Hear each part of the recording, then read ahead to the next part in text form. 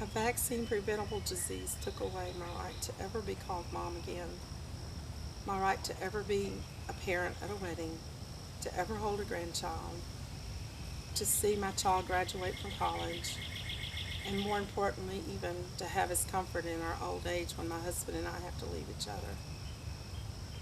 It could have all been prevented.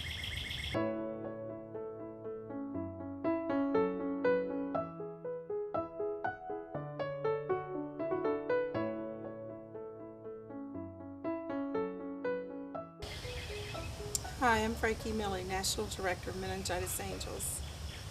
More importantly, I'm the mother of an only child who died with meningococcal meningitis and septicemia. Ryan didn't have to die. Ryan wasn't a college freshman. He didn't live in a dorm.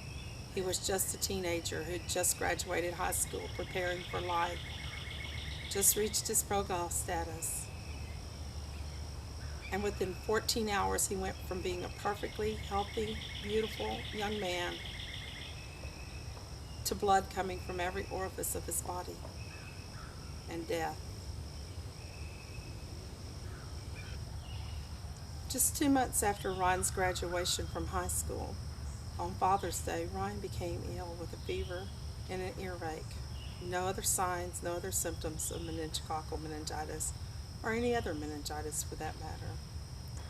Within a matter of 12 hours, Ryan was hallucinating. His fever had gone up even higher. He was starting to develop petechia, hemorrhaging under the skin. I called his doctor and said Ryan has meningitis, and they told me to bring him right away. We got there, and I got Ryan out of the car and told Ryan to come on. And we got out of the car, and he said, "Mom, I can't feel my legs. They just feel numb." And I said, "I know, honey, just come on." His shoe fell off, and I stopped to put his shoe back on his foot. I carried my 6'2.5" baby boy into that emergency room screaming, "Help me, he has meningitis."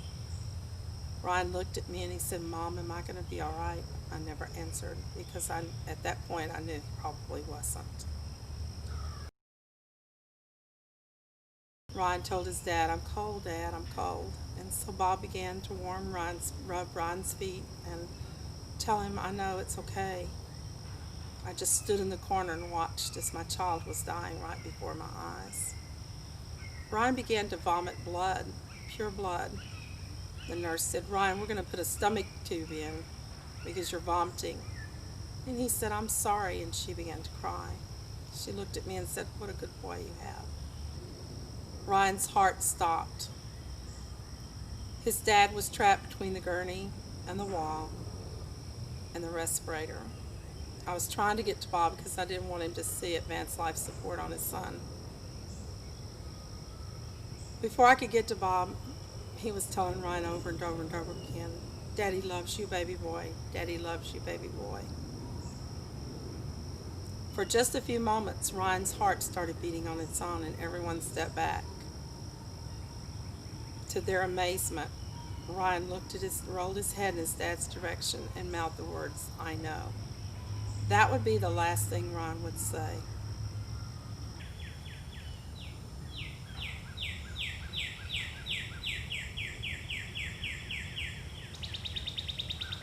There are vaccines to prevent meningitis, whether it be Haemophilus influenza type B, streptococcal meningitis, or meningococcal meningitis, at least 4 of the 5 strains that are causing meningitis in the U.S.